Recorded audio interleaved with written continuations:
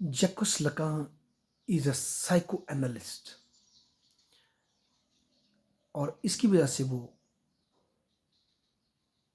Sigmund Freud से बहुत ज़्यादा प्रभावित है। हालांकि वो सिगमंड फ्राइड की अक्षरत कॉपी नहीं है, उनकी नकल नहीं है, पर सिगमंड फ्राइड का जो साइको एनालिसिस का जो कंसेप्ट है उसको उसने बोरो किया है। तो बेसिकली बात ये है, सिगमंड फ्राइड ये कहते हैं कि मानव की जो हमें रैशनलिटी जो दिखाई देती है वो बेसिकली उसकी पर्सनैलिटी का बड़ा छोटा पार्ट है जो कि ऊपर होता है। जो हमारी ईगो हमें रिफ्लेक्ट करती है, हमारी जो पर्सनैलिटी हमने बाहर से समाज में कंस्ट्रक्ट की है वो हमें दिखाई देती है। पर मानव की अस्तित्व का बहुत बड़ा हिस्सा जो कि इरेशनल है, पर वो हमारे अंदर की जो इनर ड्राइव्स है, इड है, उससे बाहर आता है, वो हम एक्सप्लेन नहीं कर पाते। तो इस तरह से सिगमंड फ्रायड मानव की पर्सनालिटी को दो भागों में, रैशनल इरेशनल में डिवाइड करता है। तो इसी तरह और जो हमारी जो इसको हम इरेशनल कहते हैं, जो उसको हम इमोशनल पार्ट कहते हैं, उसको हम अंडरस्टैंड नहीं कर पाते। उसकी एनालिसिस ही साइको एनालिसिस का पार्ट आती है ताकि हम अपनी रियलिटी को पूरे कॉन्टेक्स्ट में देख सकें।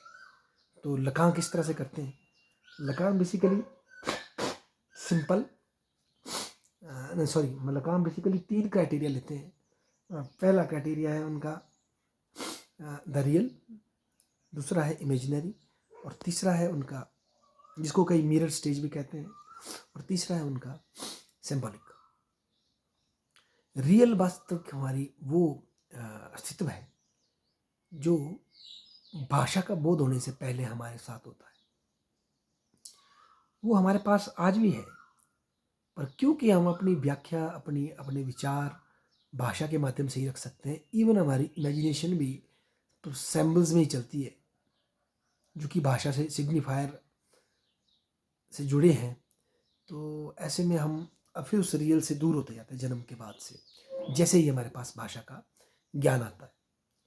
पर रियल नंदलेस है जिसको हम समझ नहीं सकते, जो कि हमें कई बार जब टेरुमा होता है, ट्रूमा होता है, एग्जाइटी होती है, या जो इनर हमारे ड्राइव होते हैं जो रैशनली डिफाइन नहीं हो पाते, वो बेसिकली हमारे साथ एग्जिस्ट करता है। तो वो है हमारी रियलिटी। और इसको जो मी का जो कंस्ट्रक्ट भाषा से हमने बनाया है, इमेजिनरी से बनाया है, वो उस रियल को अंडरस्टैंड नहीं कर सकता। वो रियल उस भाषा से अगम्य है, ऐसा लकान कहते हैं। इसके अतिरिक्त जो जो इमेजिनरी है वो स्टेज मानव की तब शुरू होती है जब पहली बार कोई बालक शीशे में अपनी इमेज देखता है और फिर इस इमेज को देखकर खुद को आइडेंटिफाई करता है, और यहाँ से फिर मानव अपनी इमेज को कंस्ट्रक्ट करता है। ना केवल शक्ल फोटो, बल्कि समाज में मैं किस बैकग्राउंड से हूँ, मेरे क्या पिताजी क्या करते हैं, मेरी माताजी क्या करती है, मैं क्या प्रोफेशन है मेरा। तो ये सारी जो ईगो हम अपनी कंस्ट्रक्ट करते हैं, अपनी पर्सनैलिटी को कंस्ट्रक्ट करते हैं, वो सारा इमेजिनरी स्टेज की के बाद फॉर्मुलेट होता है, उसकी देन है और जीवन भर हमारे साथ रहता है। मतलब ये कंस्ट्रक्टेड डोमेन है हमारा, जिसमें लैंग्वेज और सोसाइटी हमारी हेल्प करती है। और थर्ड है सिंबॉलिक डोमेन, जो कि लैंग्वेज, सोशल रूल्स, नॉर्म्स, जो ब्रॉडर ओवरऑल स्ट्रक्चर है जिसके अंदर हम अपने आइडेंटिटी को कंस्ट्रक्ट करते हैं मिरर स्टेज की, या जिसके अंदर हमारी सबसे नीचे की जो रियल रियल सेंस है वो रहती है, वो है ये सिंबॉलिक स्टेज, जिसमें भाषा, कानून, रीति रिवाज, सब चीज़ें आती हैं और हमारी ब्रॉडर इंटरेक्शन को ये तय करते हैं। इसी ब्रॉडर इंटरेक्शन के अंदर हमारी जो सिंबॉलिक सॉरी इसी ब्रॉडर सिंबॉलिक लेवल के नीचे जो हमारी वो मिरर इमेज कंस्ट्रक्ट होती है, हमारा ईगो कंस्ट्रक्ट होता है।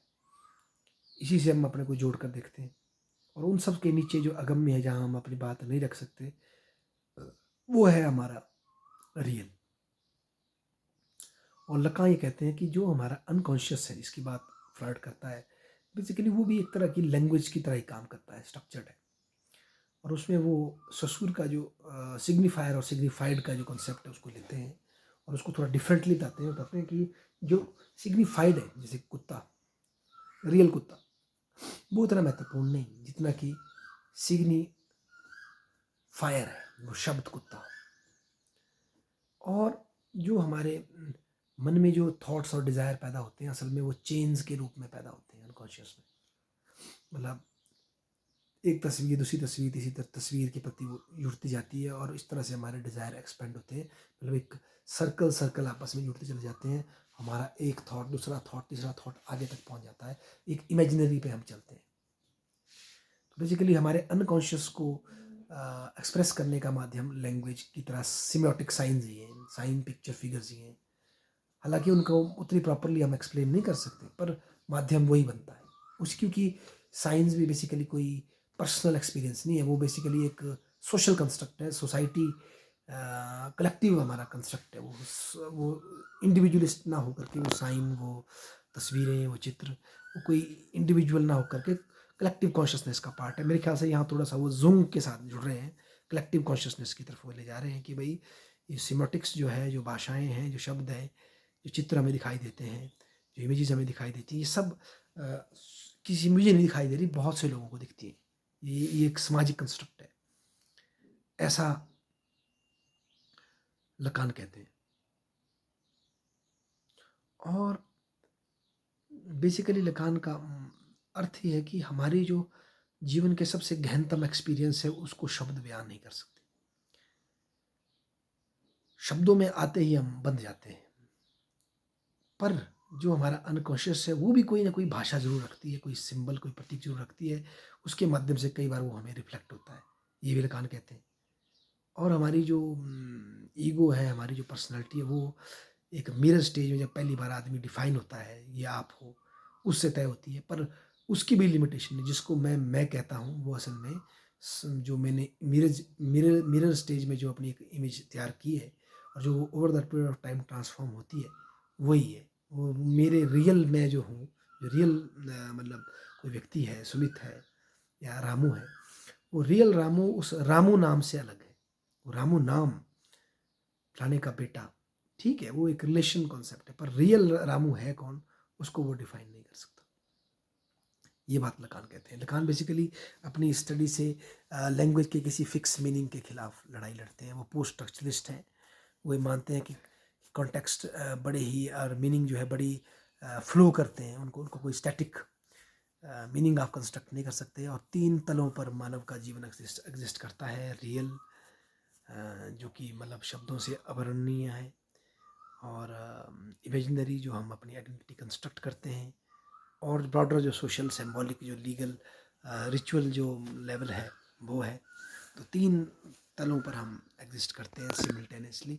ऐसा लकान बताने की कोशिश करते हैं। और वो चाहते हैं कि साइको एनालिसिस के माध्यम से हम अपने जीवन के जो छुपे हुए गहरे रहस्य हैं उनको अंडरस्टैंड करने का प्रयास कर सकते हैं। इस तरह की बात लकान करते हैं।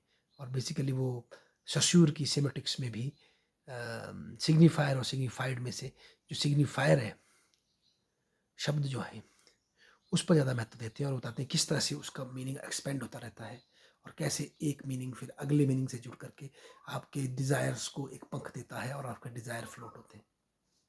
तो इस तरह की बात, मतलब मानव के थिंकिंग प्रोसेस के ऊपर लकान ने प्रयास किया कि वो कैसे चलता है, मानव की पर्सनैलिटी कैसे बनती है, उसकी डीपर अंडरस्टैंडिंग को समझने में हेल्प की। और शायद लकान की जो ये थ्योरी है, इससे न केवल लिटरेचर की डीपर अंडरस्टैंडिंग बल्कि पॉलिटिकल थ्योरी में भी किस तरह से लोग आइडियोलॉजी से जुड़ते हैं, किस तरह से वो खुद को पॉलिटिकली रिडिफाइन करते हैं और उनके इनर मोस्ट डिज़ायर है क्या, उनके बीच में कैसा गैप है, उसकी अंडरस्टैंडिंग बढ़ती है। इसके अतिरिक्त लकान डिज़ायर और लैक को समझाने की कोशिश करते हैं। और उनका ये मानना है कि जो हमारे डिज़ायर होते हैं वो कोई फुलफिल होते ही नहीं है, और डिज़ायर की जो इमेज हम खड़ी करते हैं उसी से लैक पैदा होता है, क्योंकि हमारे अंदर लैक है इसीलिए डिज़ायर पैदा होता है। फॉर एग्जांपल हम एक उदाहरण देते हैं वो कि हर आदमी किसी ब्यूटीफुल चेहरे को देखता है, कोई पुरुष या कोई स्त्री, तो उसमें अपना लाइफ पार्टनर ढूंढते हैं।